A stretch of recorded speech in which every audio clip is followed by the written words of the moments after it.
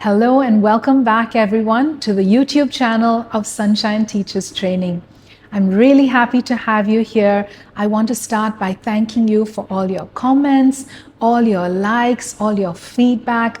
I've taken your suggestions and I hope to come back with more of the videos that you're asking for. And if this is your first time here, don't forget to subscribe so that you get notifications of all our upcoming videos. Now today we are in the area of the sensorial training. And this is the first time that I'm sharing a video with you from our new center. We recently moved locations and I'm here in our new center today. So for those of you who are regulars, it might be looking different from what you're usually used to seeing. I'm sure a lot of you know this material, the knob cylinders. I'm going to be showing you how we present this material. This is one of the first few materials that we present when we do sensorial training with children. So after I present it, we'll chat a little bit. I'll tell you the benefits, the control of error, and give you some extra information about this material. So today I want to teach you how to use the knobbed cylinders. Watch me first and then you'll have a turn to try, okay?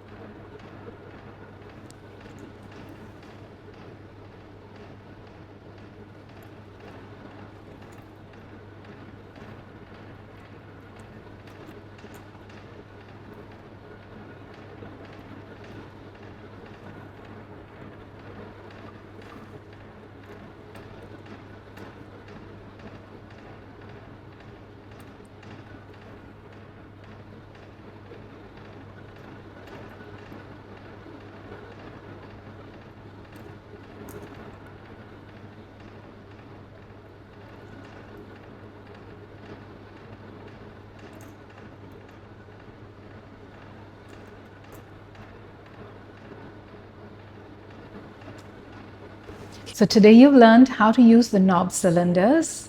Anytime you want, you can take this and use it again. It's as simple as that. Wasn't very difficult, right? It's a straight cut presentation. We have 4 knob cylinders in total. We do not have to present each one to the child. So at the end of the presentation, we can tell the child that we have some more knob cylinders. You can take them and use them anytime you want to. So they don't have to wait for you to teach them. They can take the other cylinders and use them on its own. We can encourage them to use it together. I'll show you ways to do that as well. It's very simple, but there are so many benefits and it really engages the child, okay? Now, first things first, you'll notice that when we use this material, this is how we pick each cylinder, okay? That means I'm using these fingers. The child is using these fingers. And this is what they use when they write. We call this the pincer grip. Some people call it the tripod grip. So this helps to strengthen their fingers for when they're ready for writing. In addition, the most obvious thing is that they're learning about size, right? It is visual training. Their eyes are being trained, becoming refined to notice the differences in each of these cylinders. They're also developing eye-hand coordination. When they are returning the cylinders, they have to coordinate their eyes and their hands to work together. This is a very important skill which they need for writing as well, because when they write with a pencil, they have to coordinate their eyes and their hands to work together. They cannot be looking away while their fingers are writing. So this helps to train them for that process and get them prepared for when it's time to write. We generally present this material at about 3 years. when the child, they have a certain amount of concentration span to be able to use this material. We supplement this material with the 3-period lesson. I've talked to you many times about this, but I will link the 3-period lesson right here for you, so that if you want to watch my video again of the correct way to do the 3-period lesson, you can have a look. The kind of vocabulary we teach with this is words like small, medium, large, maybe big, bigger, biggest, small, smaller, smallest, bigger than, smaller than, so that their vocabulary is being enriched. Because you notice that when we do the presentation, there is no conversation. It's presented in silence. This is a question I get a lot from students who come in and we're doing live classes or workshops together. They always ask, but why is there no talking? Why aren't you speaking to the children? Children at this age, their concentration needs to be in one place. Either they are listening to you or they are watching you. They can't do both things at one time. So we present in silence, and then if there's some conversation to be had, we can do that later. Now, as you know, we've talked about this as well. All Montessori materials have a control of error. And if you've missed that information, we have a video on the control of error. I will also link that above here, and you can click on that link to watch it to learn more about the control of error. Now, the control of error tells us if we've made a mistake without the teacher needing to tell us or point it out or show us. The child can see it for themselves. Let me show you how it works, okay? So we have the cylinders out, okay? And let's say the child wants to put it back. If they put the incorrect cylinder back, they can clearly see their mistake, all right? They can see that it doesn't fit, or it will show them that it doesn't fit, and they can then find the correct spot for that cylinder. So the answer comes to them, and there's nothing like learning through your own mistakes. It's the best way to learn. You and I do it all the time. As I mentioned before, they can use the cylinder blocks on their own, or they can combine them. This is one example. We call this the inverted V. So what's happening here, what could happen here, is that the child could use the materials together, or you could have more than one child do this activity. When children are doing variations like this, we don't present this, all right? We just guide them towards using it. We want them to think for themselves. So what I would do is I would say, if I wanted to, have 2 children do this together, I would bring them and say, I'm going to show you a new way to use the knobbed cylinders. Can you each bring one of the blocks to the mat? And when they bring the blocks to the mat, I would show them how to arrange it, and I would tell them, this is the inverted V. Now we're going to do something fun.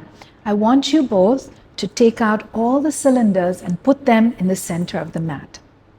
Then I would encourage them to put the cylinders back into the blocks. Now this becomes challenging because we are mixing so many cylinders together, and it becomes a little confusing for the child. It just adds that extra little bit of excitement, little bit of challenge. It makes the material a bit new for them after they've used it. So it can be very fun. We can add more than 2 cylinders. We could have 3, make it a triangle. We could have 4 and make it into a square. It could be one child doing this activity on their own. It could be 2 children, 3 children, even 4 children doing it on their own. Doing it together. It's really great if you have that child who's a little bit shy and you want to bring them out of their shell. You pair them up with a more social child, or a child maybe who doesn't like to work on their own. You put them together with a child. This is a way to connect them with the materials. It's a lot of fun. There are so many other variations that we could do with this. We could have the children, put them back into the block using a blindfold. Another very fun activity we do, sometimes with 1 block or 2 blocks, is the teacher will take out the cylinders and she places them away from here in another area of the classroom. So it wouldn't be here, it would be somewhere else, all of the cylinders. And then she would point and say to one of the children, can you find this cylinder? Can you go across to that table and find this cylinder for me? We call this matching at a distance. It again makes it a little challenging, a little more difficult for the child, because they have to look for that cylinder when it's not right in front of them. And it brings, it makes this also a social situation if you're doing it with more than one child. You can still do it with one child, but you can choose to do it with more than one child. You can choose to scatter the cylinders in the environment. And we put, the cylinders in different areas of the environment. And we ask the children to go and find it, which makes it even a little more difficult. I often get asked and told by many of our graduates, I've taught my child all the materials and now I don't know what to do. They finished everything. Now that's not possible. We shouldn't be in a rush to just teach one material and move to the next and teach the next material and move to the other one. We want children to spend time repeating and using materials over and over again, because repetition brings deeper learning. It brings that aha moment for the child. Doing this material just one time does not mean that the child has collected the concept from this, has gained the understanding. It's through repeated use in different ways, in the same way, that they will really internalize the concept that's being taught through this material. We have a video on why repetition is so valuable. I will also link that right above so you can watch it. I know you'll enjoy it. So we want children to keep coming back to this material, and that's why we offer them these different extensions and variations. Now, I know many of you who are doing Montessori at home must be thinking, I don't have this material, what can I do? You can find objects, the same kind of object, maybe boxes, maybe cubes, and you can ask the child to grade them from the biggest to the smallest, place them in order, try and encourage them, show them to use these fingers. I know it's ideal to have this kind of material, but we want to also find inexpensive ways to try and do this at home if it's not possible for us to buy the material. So there you have it. Today you've learned how to use the knob cylinders. I hope you've enjoyed this presentation. If there are other presentations you'd like to see, don't forget to drop those suggestions in the comments box. We have so much that we teach in our diploma course. We go much deeper into the materials. What I'm showing you is just the surface level. And if you'd like to know more about our courses, I will add the information of Merlinda, who's part of our team. I'll put that in the description box below. I will share her WhatsApp number. You can contact her and she will share all the information about our courses. We have courses for anybody and everybody, no matter what you're looking for. If you're a mom and you want to practice Montessori at home, we have a course for you. If you're a teacher looking to upgrade her skills, we have something for you. If you're somebody brand new to Montessori, trust me, we have something for you. You can study with us online. You can study with us on site. You can study with us in English. You can study with us in Bahasa Indonesia. We have courses starting from 0 to 3, 3 to 6, and 6 to 9 as well. So there's a lot to learn. And you know what's beautiful is that when you study with us online, you can learn from anywhere in the world. We have students from 25 different countries learning with us right now. So you can learn from wherever you are in the world. It is self-paced, so there's not a rigid schedule where you have to be online at a very specific time. You can work at the time that's convenient for you. If mornings are good for you, that's great. If nights are good for you, that's great too. And we offer a lot of support. We have WhatsApp group chats. You have access to me 6 days a week via WhatsApp, via email. We have Zoom meetings every week where our students are welcome to come, chat with us, solve any problems, overcome any challenges. The strength of our program is that we have a great support system because our goal is to see our students reach that finish line successfully. I guarantee you will love learning with Sunshine Teachers Training. So if you'd like to learn more, contact Merlinda, or you can also visit our website, which I'll link over here, and that will give you information about all the courses we offer.